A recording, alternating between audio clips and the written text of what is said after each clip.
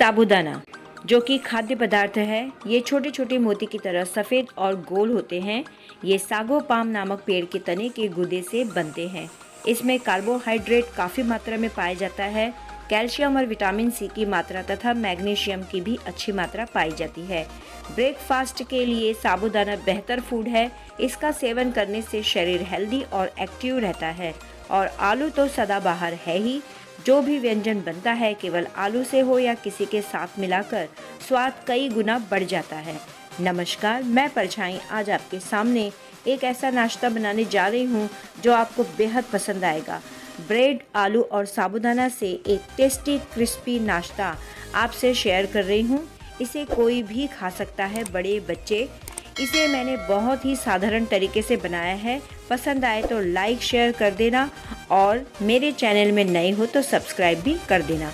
तो चलिए फिर इस स्वादिष्ट और क्रिस्पी नाश्ते को बनाते हैं। मैंने यहाँ पर 1 कटोरी भरकर साबूदाना लिया है। तो सबसे पहले हम इसे एक बड़े बर्तन में ले लेंगे और अच्छी तरह से 2-3 बार पानी से धो लेंगे।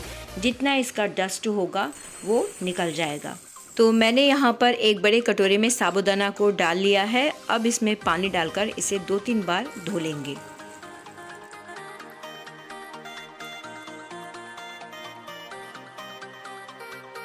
साबूदाना 2-3 बार पानी से धुलकर साफ़ सुथरा हो चुका है। अब देखिए ये बहुत अच्छी तरह से साफ़ हो गया है। अब इसमें थोड़ा सा पानी डालते हुए इसे भिगोने के लिए रखेंगे। तो मैंने इसमें थोड़ा सा पानी डाला है। मैं आपको नज़दीक से बताती हूँ, मैंने बहुत कम पानी इसमें यूज़ किया है। तो देखिए इतना पानी मैंने इसमें डाला है जो हल्का सा ये भीगा हुआ है।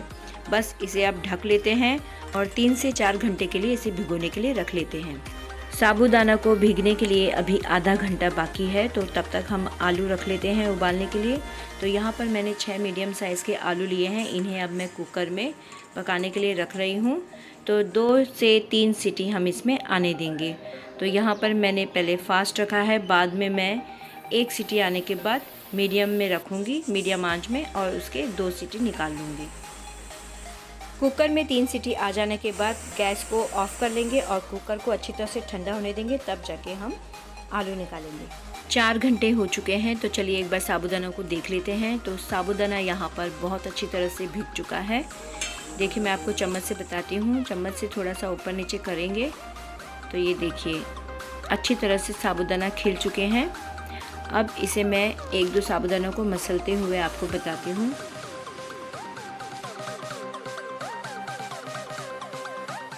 तो देखिए साबूदाना बहुत अच्छी तरह से भीग चुका है।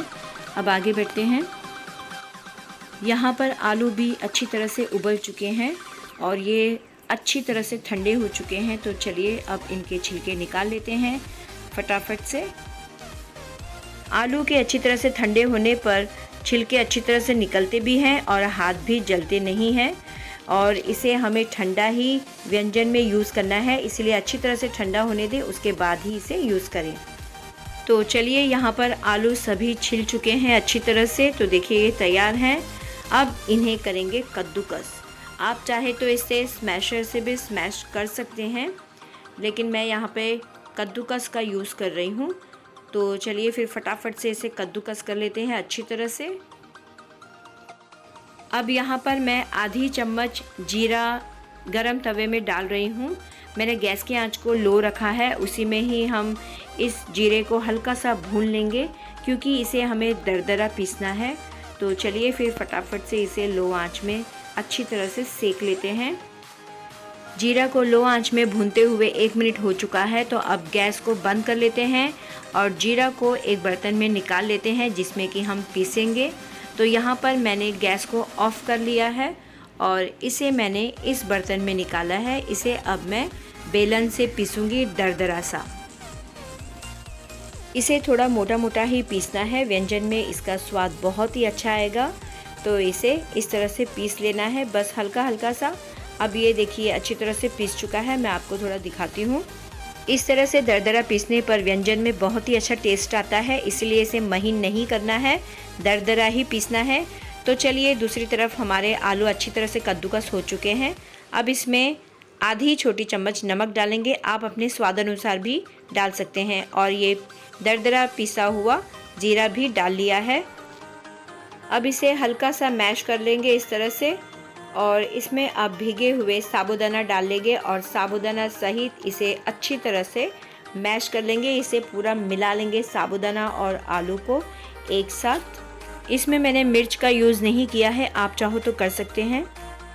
तो देखिए साबूदाना और आलू बहुत अच्छी तरह से एक दूसरे के साथ मिक्स हो चुके हैं। अब इसमें मैंने कटा हुआ हरा धनिया डाल लिया है। हरा धनिया आप जितना डालना चाहो डालिए, इसमें बहुत ही अच्छा टेस्ट आएगा हरे धनिए का। आप चाहें तो इसमें कोई भी हरी सब्ज़ी का भी यूज़ कर सकते हैं। तो मैंने इसमें हरा धनिया यूज़ किया है। तो इसे हरा धनिया डालते हुए बहुत अच्छी तरह से मैश कर लेंगे। ये एक दूसरे के साथ बहुत अच्छी तरह से मिल चुके हैं। अब इसमें मैंने हल्का सा तेल लगा लिया है ऊपर नीचे चारों तरफ से, और एक प्लेट ली है मैंने।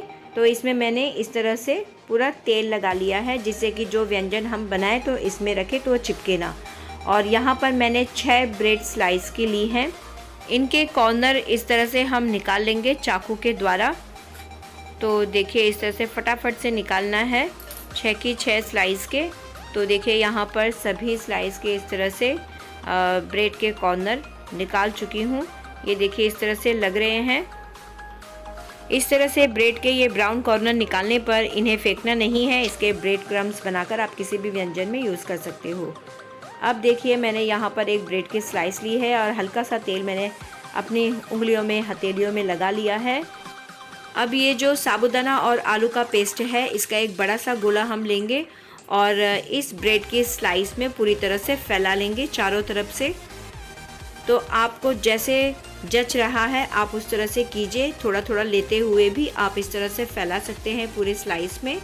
इसी तरह से हमें इसे चारों तरफ से फैलाना है अच्छी तरह से। तो हल्का सा आप पानी भी लगा सकते हैं हाथ में, लेकिन आप तेल लगाए तो ज़्यादा अच्छा है। इसके ऊपर भी हल्का सा तेल इस तरह से थपथपा ले। अब इसे मैंने इस तरह से पलट लिया है और यहाँ पर भी मैंने एक बड़ा सा गोला ले लिया है साबूदाना और आलू के पेस्ट का, और इसे भी इस तरह चारों तरफ से फैला लेंगे। यानी कि हमें दोनों तरफ से इसे अच्छी तरह से फैलाकर इस तरह से स्लाइस तैयार करनी है। तो देखिए लग रहा है ना ये अच्छा। तो ये व्यंजन बच्चों को बहुत ही पसंद आता है। मैंने मेरे घर पर इस व्यंजन को बहुत बार बनाया है, सभी को बेहद पसंद आया, खास करके बच्चों को, और जो बुज़ुर्ग होते हैं उन्हें भी अच्छा लगा। केवल बुज़ुर्गों के लिए और छोटे बच्चों के लिए मैंने सैलो फ्राई किया था, और ये जो और बच्चे हैं बड़े जवान जो खा सकते हैं उनके लिए मैंने डीप फ्राई किया है। तो आप सैलो फ्राई करके भी जो ज़्यादा डीप फ्राई वाला व्यंजन नहीं खाते हैं तो आप उन्हें सैलो फ्राई करके भी इसे दे सकते हैं। तो चलिए देखिए ये एक स्लाइस पूरी तैयार हो चुकी है। इसी तरह से सभी स्लाइस को तैयार कर लेना है। तो यहाँ पर मेरी 2 स्लाइस तैयार हो चुकी है। आप फटाफट से चलिए और स्लाइस भी तैयार कर लेते हैं।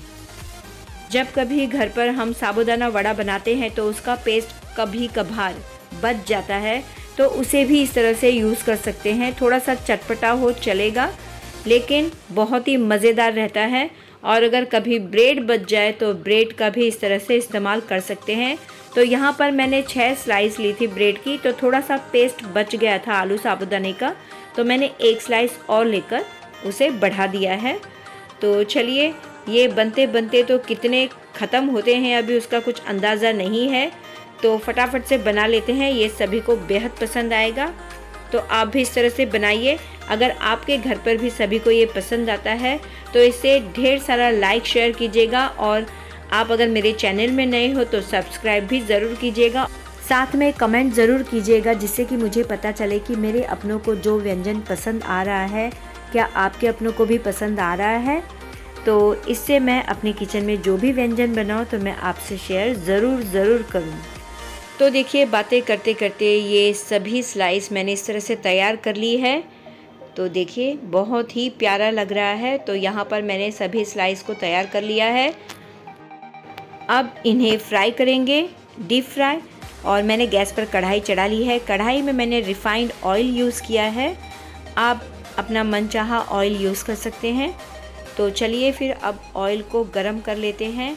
और देखिए स्लाइस बहुत ही प्यारी लग रही है, दिखने में ही इतनी अच्छी है, खाने में भी बहुत टेस्टी होती है।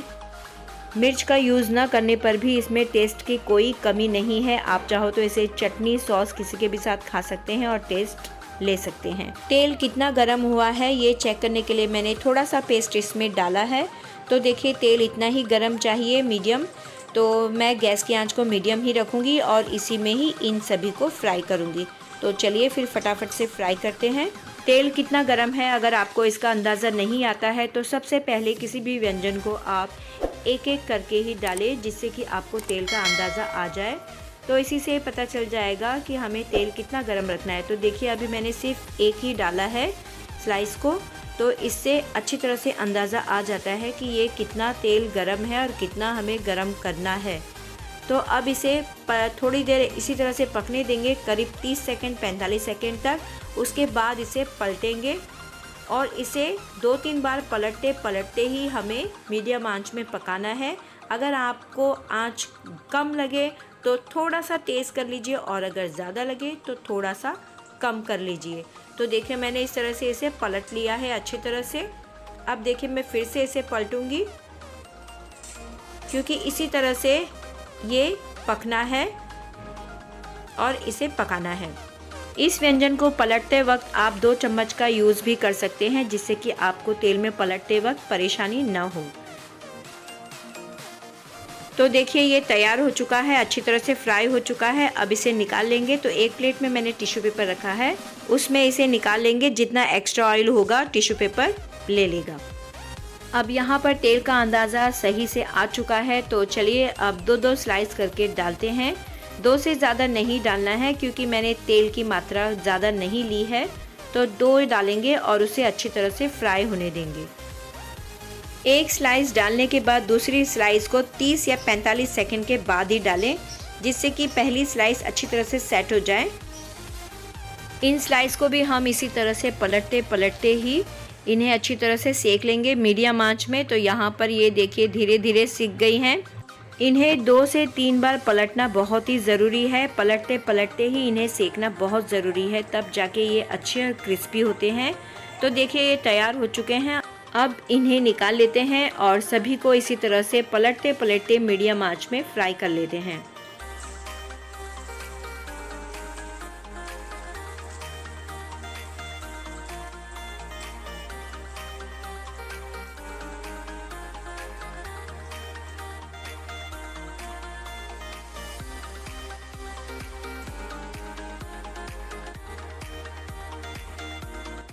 तो चलिए फिर सभी फ्राई होकर इस तरह से स्लाइसें तैयार हो चुकी हैं। मैंने इन्हें एक प्लेट में निकाल लिया है।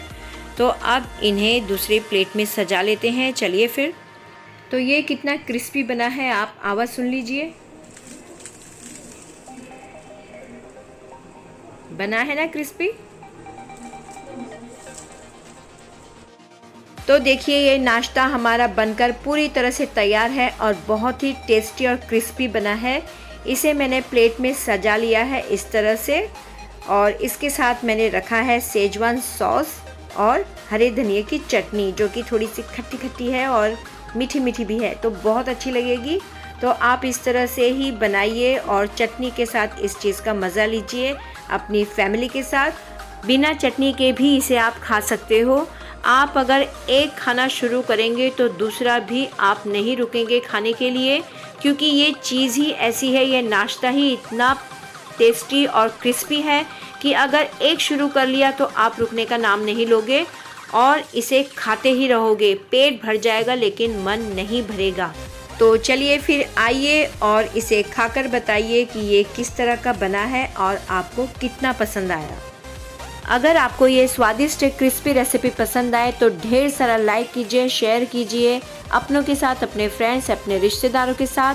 सब्सक्राइब कीजिए और बेल आइकन ज़रूर दबाइए, जिससे कि मेरी अगली वीडियो आपके पास पहुंच जाए। अब मिलते हैं नेक्स्ट वीडियो में। इस वीडियो को देखने के लिए आपका बहुत बहुत धन्यवाद।